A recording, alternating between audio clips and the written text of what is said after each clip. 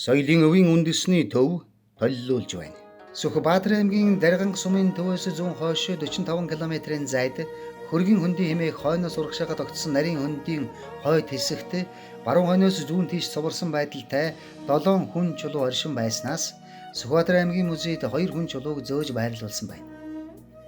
Харин 2018 онд Түүх архил ёгон хүрээлэнгийн Үлзий баяраар ахлуулсан хээрийн судалгааны баг дараас чулуун доороос 1 хүн чулууг илрүүлэн олсон байна.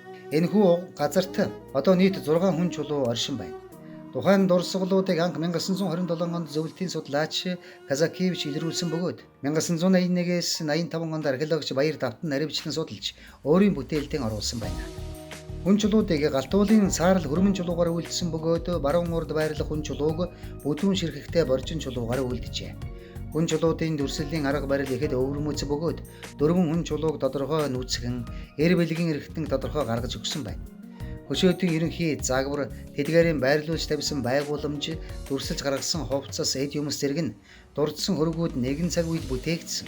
Түүх соёл, угсаатны хувьд нэг л соёлын хүрээнд багтах дурсгал болохыг гэрчилнэ.